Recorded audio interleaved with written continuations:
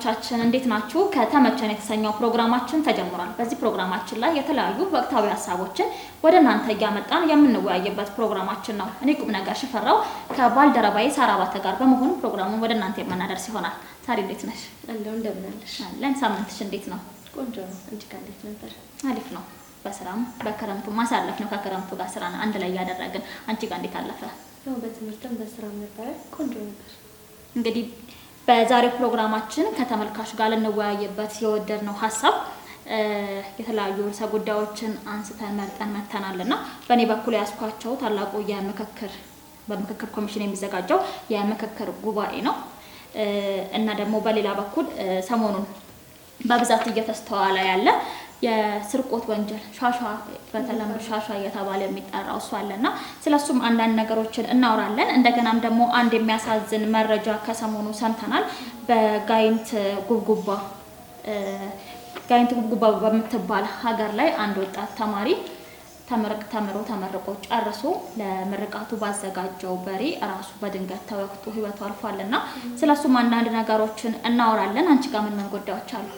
እኔ ጋር እንግዲህ አሳዛኝ ዜና ከሚል ጀምረልሽና ሚስቱን የገደለው ባል በትግራይ ክልል ውስጥ በጣም በስፋት እየተነገረ ያለ። ሁለተኛው ደግሞ ኢትዮጵያዊቷ ሞዴል ኤልሳቤጥ ደስታ በደቡብ ክልል ከሀደሮ ኢትዮጵያ ምድር ብቅ ብላለች። እንግዲህ አብዛኞቻችን በሶሻል ሚዲያ ያየናት ነበረ። ቆንጅየዋ ልጅ ማለት ነው። እሷን አይሻት ይመስለኛል። ስለሷም እያነሳን ቆይታ የምናደርግ ይሆናል። በጣም ጥሩ። እንግዲህ በቅድሚያ ወደ ያዝነው ርዕሰ ጉዳያችን ስናልፍ በቅድሚያ ያዝነው እንግዲህ የምክክር ጉባኤ የፊታችን ሐምሌ 8 የሚዘጋጀው ታላቁ የምክክር ጉባኤ ነውና ስለሱ አንዳንድ ነገሮችን ማንሳት እንፈልጋለን። የተያዙት 8 አጀንዳዎች ናቸው። ሰሞኑን እንግዲህ ሁሉም እያወራ ያለው ስለዚህ ታላቁ የሀገራዊ ምክክር ተሳትፎ ነው። ብዙ ኢትዮጵያውያን ያሳተፈ ከ4000 በላይ የሚሆኑ እንግዶችን አዲስ አበባ በድምቀት እየተቀበለችበት ያለችበት ሁኔታ ላይ ነው። ሐምሌ 1 ጀምሮ እንግዲህ እየተመለከትን ነበረ። ብዙ እንግዶች ሲገቡ ከተለያዩ ሀገሮች ወጣት አይልም ትልቅ ኃይልም የተማረውም ካልተማረውም ሁሉንም ያማከለ ከተለያዩ መስሪያ ቤቶች የተውጣጡ ሰዎች አሉበት። ማየት የተሳናቸው ሊሆኑ ይችላሉ፣ መስማት የተሳናቸው ሊሆኑ ይችላሉ፣ አካል ጉዳተኞች ሁሉንም ባማከለ መልኩ እንግዲህ ወደ ታላቁ የምክክር መድረክ ኢትዮጵያ እየመከረች ነው በሚል መሪ ቃል የሚዘጋጀው የዘንድሮ ሀገራዊ ምክክር ጉባኤው። በዚህ ጉባኤ ላይ እንግዲህ የሚነሱት 8 ዋና ነጥቦች ናቸው ተብለዋል። እንግዲህ በምክክር ኮሚሽን የተላለፉ ነጥቦች ከነሱ መካከል የመጀመሪያው የሀገር ግንባታ ጉዳይ ይነሳል ተብሎ ይጠበቃል። ሌላው ደግሞ የመንግስት አደረጃጀትና ስርዓት ጉዳይ ላይም እንወያያለን ተብሏል። ሌላው የፌዴራል ከተሞች አዲስ አበባና ድሬዳዋ ከተማዎች ላይ በሱ ዙሪያም የሚነሱ ጉዳዮች አሉ። ሌላው የሃይማኖት ጉዳይ ነው። የተቋማት ግንባታ፣ የህግ የበላይነትና ሰብአዊ መብቶች ጉዳይ ላይም ውይይት ይደረጋል። ሌላው ማህበራዊና ኢኮኖሚያዊ እንዲሁም ደግሞ የአርሶ አደሮችና አርብቶ አደሮች ጉዳይ ላይም ውይይት የሚደረግ ይሆናል። ሌላው ሙስናና የመልካም አስተዳደር ጉዳይ ሲሆን የመጨረሻውና 8ኛው አጀንዳ ደግሞ የሰላም ግንባታ ጉዳይ ነው። አሁን ለሀገራችን በጣም የሚያስፈልጋት ሰላም ነው። ስለ ሰላሙም ይወያያሉ ተብሎ ይጠበቃል። እንግዲህ በዚህ ትልቁ ሀገራዊ ምክክር ጉባኤ ላይ እንግዲህ ምክክሩ ሲደርስ ደግሞ ወደ ሐምሌ 8 ስንጠጋ ደግሞ በየዕለቱ የሚከናወኑ መረጃዎችን ለተመልካች የምናደርስ ይሆናል።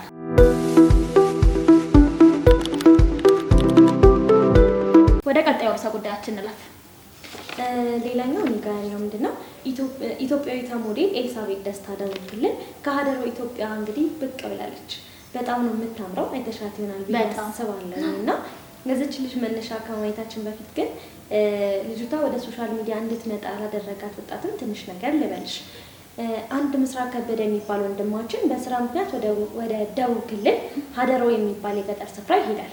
ከስራ ሞቶ እግረ መንገዱ ላይ በጣም ቆንጅዬ በደም ግባቷ ደግሞ የምታምር ልጅ ቀልቡን ትስበውና ስልኩን ከኪሱ ላይ አውጥቶ ቪዲዮ ይቀርጻታል ማለት ነው። እንደምንመለከተው እንደዚህ የሚያምር ቆንጆ ነው ቀርጾ ለህዝቡ ያስተላለፈው ማለት ነው። ይህ ቪዲዮ እንግዲህ ሲቀርጸው ልጅቷ ድንገት ነው ያይተሻት ከሆነ እንግዲህ ከጓደኛዋ ጋር የተጫወተች እየተራመደች ምናምን ነገር ነው። ግን ውበቷ ግን ከዛ ይልቅ በቃ ተዘጋጅታበት አስባበት ያደረገችው ይመስላልና ይህ ቪዲዮ እንግዲህ በራሱ የቲክቶክ ድረገጽ ላይ ፖስት ካደረገው በኋላ ወደ 2.6 ሚሊዮን ቪው አግኝቷል።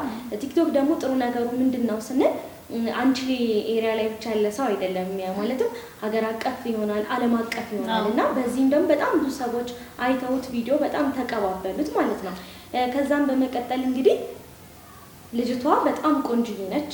ጥርሷ፣ አይኗ፣ ከለሯ፣ ጸጉሯ ደግሞ ሹሩባ ነበር የተሰራችው። አጋጣሚ ግን ፈገግ ስትል ያላት ውበትና ደምግባት በጣም ቆንጆ ነች። እኔ በጣም ስባኛለች፣ ማርካኛለች። አይተሻታል ብዬ አስባለሁ። የጥቁር ቆንጆ ናት በጣም እና በዚህ ምክንያት እንግዲህ ቲክቶክ ላይ ነው ፖስት ያደረገው። በዚህም ትልልቅ ቲክቶከሮች ያው 2.6 ሚሊዮን ሰው አየው ማለት ቀላል አይደለም እና በዚህም ትልልቅ ቲክቶከሮች እነ ብሩክ ኒውስ በዜና ትንታኔ የምናውቀው ማለት ነው፣ እነ ዶክተር ነው ደግሞ በመልካም ስራው የምናውቀው ሰዎች እንግዲህ ችልሽ ካላገናኛችሁን በጣም ቆንጆዬ ነች፣ ህይወቷን እንድትለውጥ መስመር ውስጥ እናስገባት ብለው ልጅቷን በማፈላለግ ላይ እያሉ ማስተር አብነትን ታውቂዋለሽ አይደለ?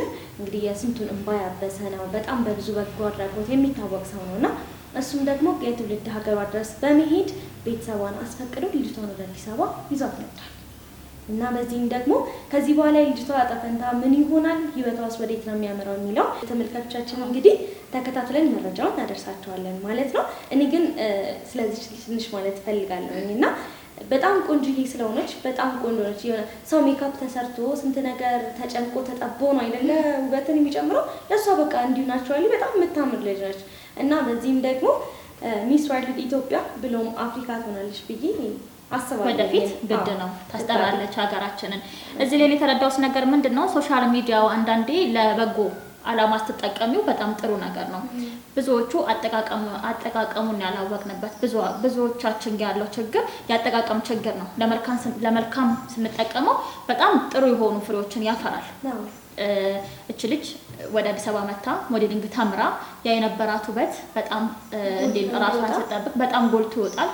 ከራሷ አልፎ ከሀገሯ መላው ኢትዮጵያን የምታስጠራበት ወደ ዓለም ወጥታና ሶሻል ሚዲያ ለመልካም መጠቀም በጣም ጥሩ ነገር ነው። ሁላችንም ሶሻል ሚዲያ ላይ ያለን ሰዎች በተለይ ቲክቶክ ነው አሁን ላይ ወጣቱ ያዘውና ወደ መልካም ብናመጣው ኔጌቲቭ ፓርቱ ቀርቶ ወደ ፖዚቲቭ ብናደላበት ብዙ ለውጦችን እናመጣለን ብዬ አስባለሁ። እኔ እንግዲህ ሞዴል ብንላት ያንስባታል እንጂ አይበዛባትም እውነታውም ስለሆነና ሞዴል ኤልሳቤጥ ደስታ እንግዲህ መልካሙን ሁሉ እንመኝልሻለን እንላለን።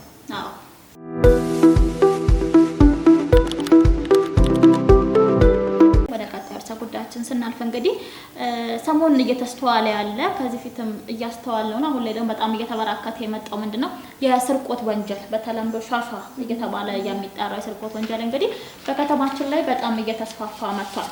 እዚህ አካባቢ ያገኘሁት በአንድ መረጃ ምንድነው መኪና ውስጥ ሆነው ነው የገባቸው፣ አዋክበዋት እንዴት ነው ለተሳፋር ገባች። እነሱ ታክሲ ውስጥ አሉ ሌቦቹ 8 ናቸው።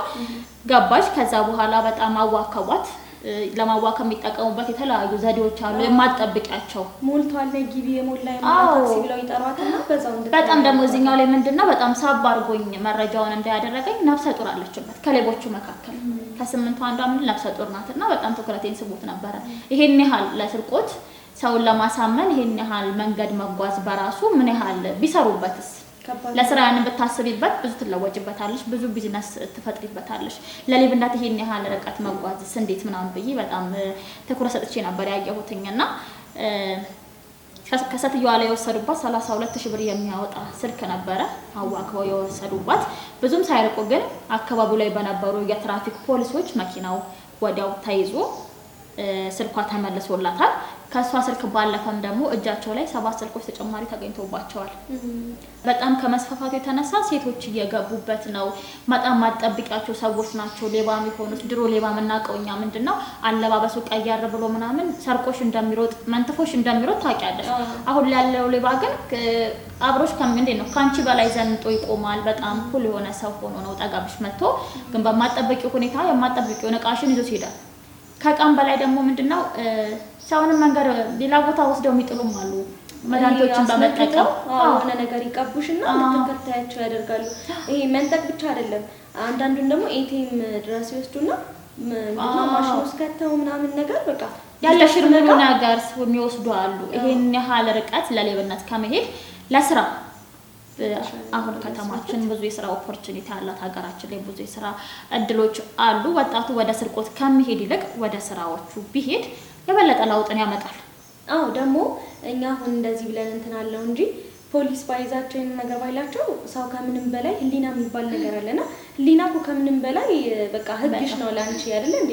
ስለዚህ ህሊናቸው የሆነ ነገር ይላቸዋል እኮ ይቺ ልጅ አሁን ለምሳሌ ስልኳን ሰርቀዋት ሄዳው ባያዙ ኖሮ 7 ስልክ መስረቅ ማለት እንግዲህ ቀላል ነገር አይደለም። ስለዚህ ልጅቷ ነገ ከነገ ወዲያ ምን ልትሆን እንደምትችልና ምን ነገር እኮ ያስቡታል አይደለም አይምሯቸው እንትን ሲል እና ከህሊና መራቅ ደግሞ አይቻልም። ከፖሊስም ከህግም ብታመልጪ ህሊና ዳኛ ነው።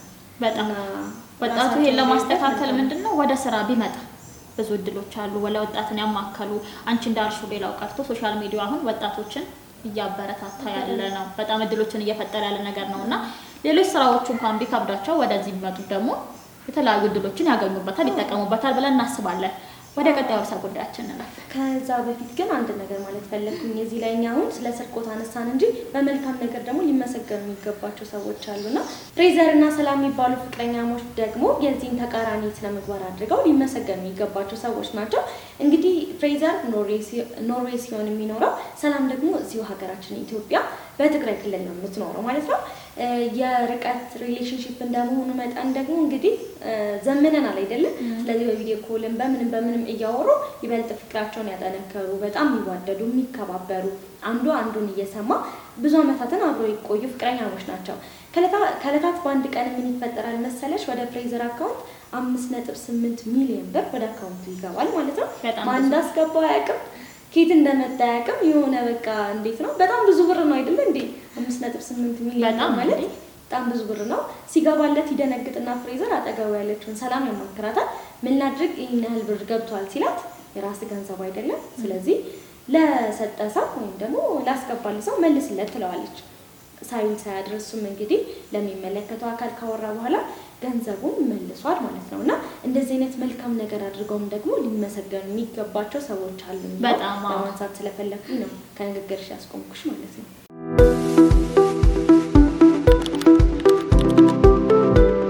ሌላው እንግዲህ ከሰሞኑ የሰማነው አንድ የሚያሳዝን ዜና አለ።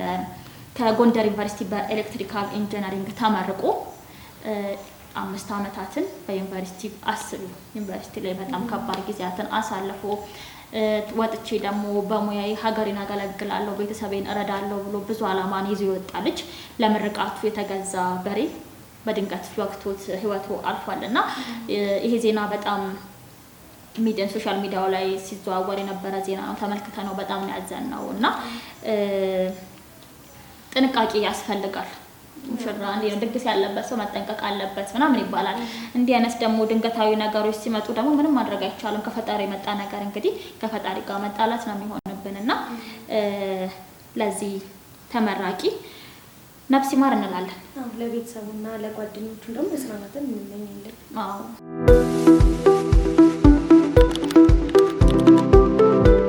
እኔ ጋርም እንግዲህ አሳዛኝ ዜና ነው ያለው።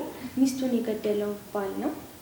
ይህ ማለት እንዴት ነው ደግሞ የሚለው ትንሽ የተወሰነ መረጃዎች አሉ። እነሱን ላጋራሽ። ሙሽሪት ወይዘሮ ሸዊት አረጋይ ትባላለች። ከባለቤቷ ጋር ሚያዝያ 19 2018 ዓ.ም ተጋቡ። የኢትዮጵያ ስርዓትና ወግን ጠብቆ ቤተሰብ፣ ወዳጅ ዘመድ፣ ጓደኛ በተገኘበት ድል ባለ ሰርግ ነው እንግዲህ ተጋብተው የነበሩት ማለት ነው። መቼ? ሚያዝያ 19። ከዚያም እንግዲህ ሰው ከተጋባ በኋላ አንድ ላይ ይኖራል አይደለ? ነገር ግን እነሱ በነበረባቸው የግል ጉዳይ ምክንያት አንድ ላይ መኖርን አልሆንላቸውም ነበርና እሷም በፊናዋ እሱም በፊናው ተለያይተው ነበር የሚኖሩት። ከዛም በኋላ ግን ሰኔ 15 2018 ዓ.ም ጀምሮ ደግሞ አብረው መኖር ጀመሩ ማለት ነው። ከዛ በኋላ እንግዲህ ከአንድ ሳምንት በኋላ ሰኔ 25 ቀን 2018 ዓ.ም ምሽት ላይ በመካከላቸው አለመግባባት ይፈጠራል። ከዛ ካለመግባባት ከተፈጠረ በኋላ በጣም ይጨቃጨቃሉ፣ ይጫጫሃሉ ምናምን ነገር እና በዚህ ምክንያት ደግሞ እንዴት ነው አሁን ለምሳሌ ሰው ይጨቃጨቃል አይግባባም አይደለ? በነገሮች አይደለም ሰውና ሰው እግርና እግር ይጋጫል አይደለ እንዴ? እና እነሱ በጣም ተጨቃጨቁ፣ ተጫጫሁ ምናምን ነገር። ግን እኔ እዚህ ላይ ምን አድርጌው መሰለሽ ሰው ሲጨቃጨቅ ሲጫጫ ረጋ ማለት አንዳቸው ሜቢ በዛ ሰዓት ላይ ስክን ቢሉ ኖሮ የሰው ህይወትም ላይቀጠፍ ይችል ነበር አይደል እንዴ? እና በጣም እየተጫጫሁ እየተጋጩ ባለበት ሰዓት ምን ሆነ? ባልየው ሚስቱን ይገድላታል ማለት ነው። እንዴት እንደገደላት እና ሚስቱስ ምን አይነት ሁኔታ ውስጥ ነበረች ነው የሚለውን በስፋት አላገኘነውም መረጃውን። ነገር ግን በነበራቸው ጭቅጭቅና ለመግባባት ከትንሽ ደቂቃና ሰዓት በኋላ ሚስቱን እንደገደለ ነው የተሰማው። ሚስቱን ከገደላት በኋላ እንግዲህ ለማምለጥ ወዲያውኑ ከሰፈሩ እርቆ ነበረ። ግን ከሰፈርም ከሰውም ብትርቂ ከህሊና ማምለጥ አትችይም። እንግዲህ ፖሊስ ደግሞ ተገቢውን ክትትልና እንትን ካደረገ በኋላ ከጊዜያቶች በኋላ በፖሊስ ቁጥጥር ስር ውሏል ማለት ነው። ባል ሚስቱን ገደለ ይሰማል በብዛት የሚወጡ መረጃዎች ናቸውና በሰፊው መረጃችንን ሰፋ አድርገን ከተመልካች ጋር ይዘን መተን እንወያያለን በሌላ ፕሮግራማችን ላይ። ይሄን ጉዳይ በዚሁ አናበቃውም። ለሚስትየውና ለሚስትየው ቤተሰቦች መጽናናትን እንመኛለን። እግዚአብሔር ያጽናችሁ እንላለን። ለዛሬ ያዘጋጀናቸው እንግዲህ አበይት ጉዳዮች ከተመልካች ጋር እንወያይበት የወደድናቸው ጉዳዮቻችን በእኔ በኩል እነዚህ ይመስሉ ነበረ። በአንቺ በኩል እነዚህ ይመስሉ ነበረ። ግን ሀሳብ አስተያየት ካላቸው ኮሜንት ሴክሽናችን ላይ እንዲያስቀምጡልን መልእክታችንን እናስተላልፋለን። እኛም ያልሰማናቸው ያላየናቸው ጉዳዮች ካሉ በዚህ ጉዳይ ስለዚህ ጉዳይ አውሩልን፣ በዚህ ጉዳይ እንወያይ ካላችሁንም ደግሞ ኮሜንት ላይ የጠፋችሁትን እያነበብን መረጃዎችን ይዘን ደግሞ በቀጣይ እንገናኛለን።